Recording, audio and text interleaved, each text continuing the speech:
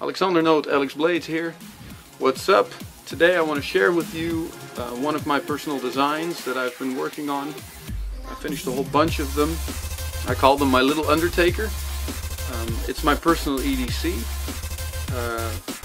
It's perfect for just pocket carry or just using around the house every day.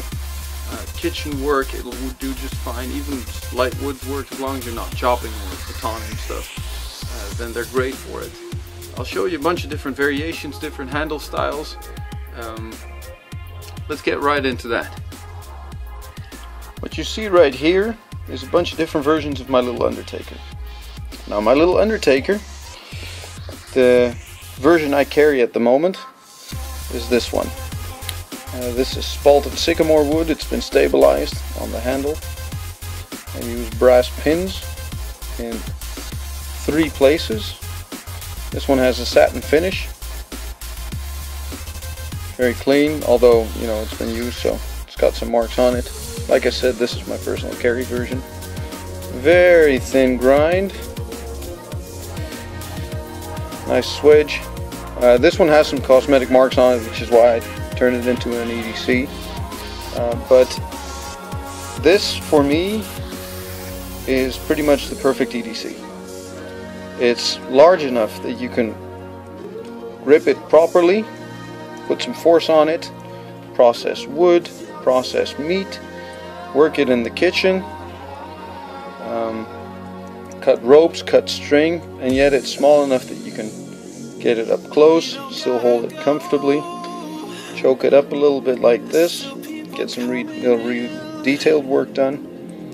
It's also small enough that even with sheath, you can stick it in your pocket and no one will really notice that it's there. So for me, this is the perfect EDC. It has lightweight. It's thin enough that it slices well, thick enough that it's strong. Believe me, I've cut, well, plastic sheet, hard plastic walls, cardboard, processed wood with it, cut tomatoes, cut onions. I've done pretty much anything with it that you could expect out of any hardwork knife. I've put force behind it. There's no damage to the edge, no problems to with the tip. Everything's, you know, just the way it should be. So I'm really happy with this one. So I'm going to show you a couple of variations of this. The one I personally carry is Nylox stainless steel, which I really like. It's one of the best all-round steels in my opinion. I have a diagonal, or really a horizontal loop sheath with it. Then, like I said, this is small enough that for those occasions that I don't want to wear something on my belt, I stick it in my pocket. Now, I have 3 Nylox versions. The first one is the one with the spalted sycamore. Then there's the Dragon's Breath Micarta, which you see here, which is a satin finished blade, but a machine satin finish. So it's not hand rubbed, but still, you know, very functional. Same type of thin grind.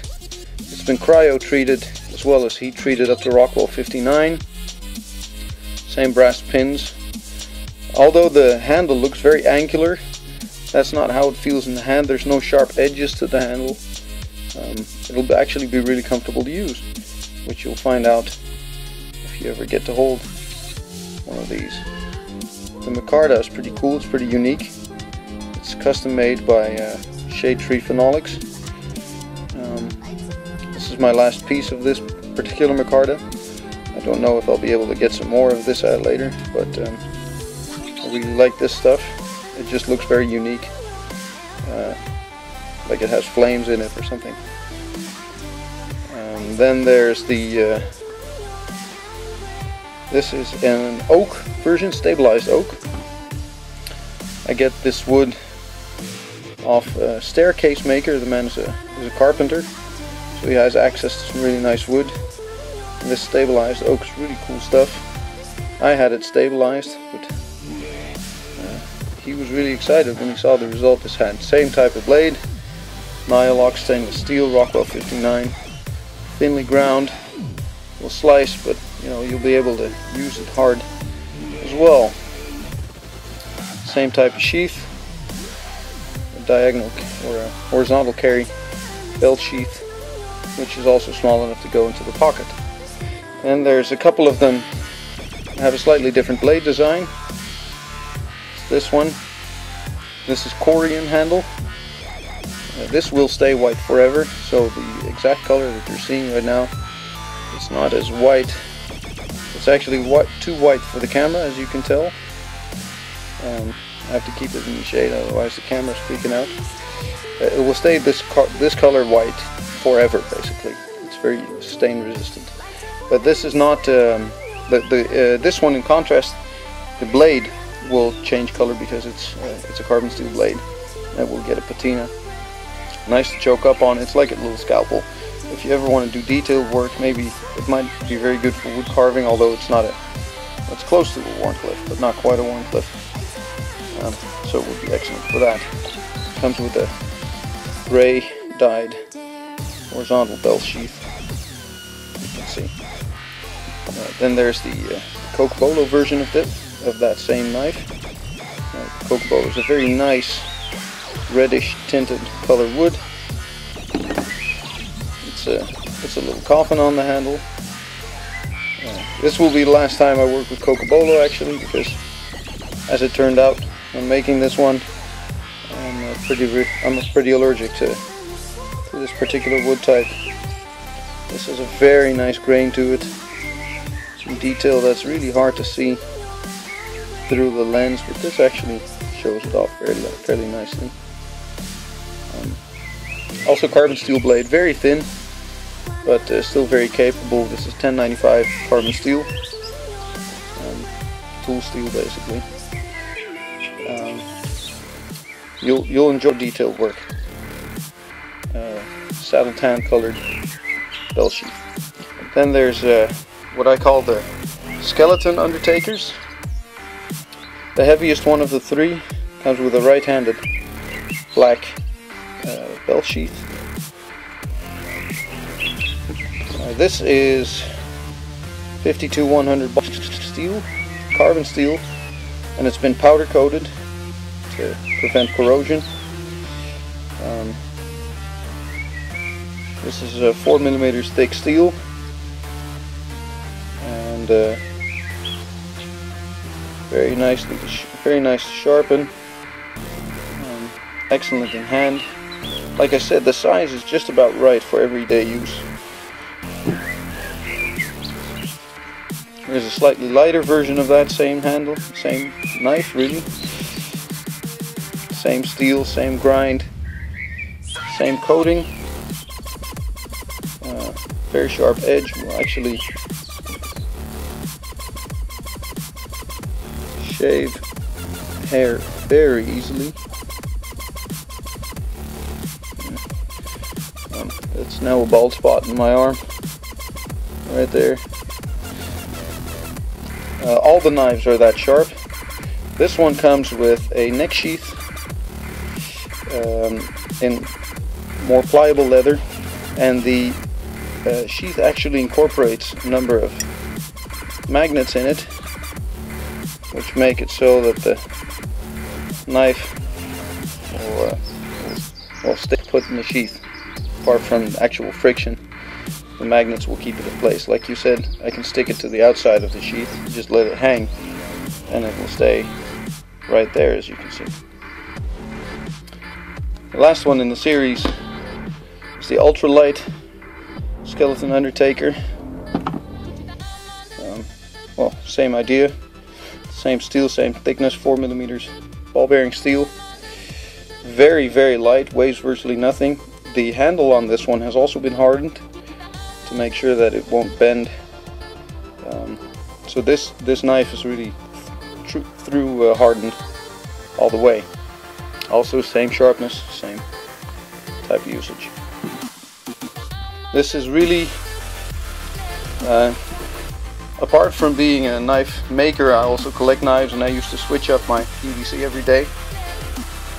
Ever since I started carrying this one, nothing has been able to kick it out of the pocket. It slices better than any of the factory knives I've had.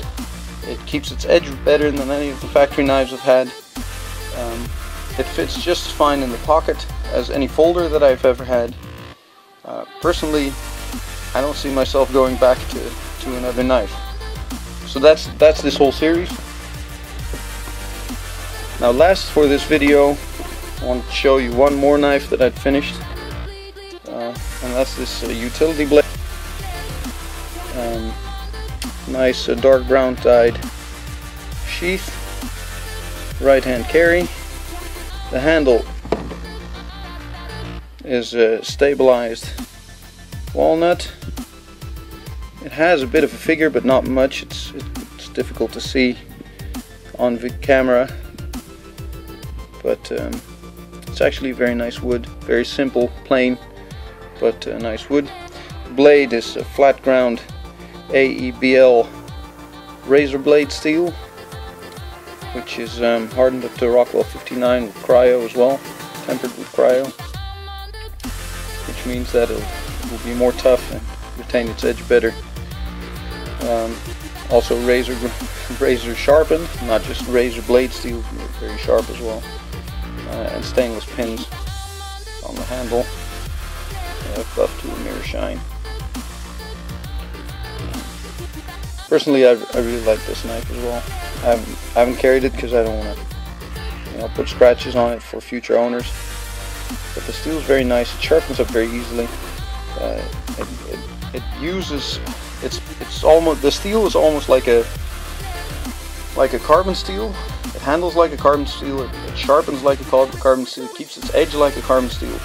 But it has virtually no. It has a lot of corrosion resistance. It's not very susceptible to corrosion at all. So for you carbon steel lovers out there, that might be an interesting one if you're still worried about corrosion, but you love the way that carbon steel treats you. So that's my little show for today. I hope you enjoyed it. I always welcome comments and remarks. Anything you want to say, anything you want to ask, let me know, and I'd be happy to get back to you and answer any questions. Peace out.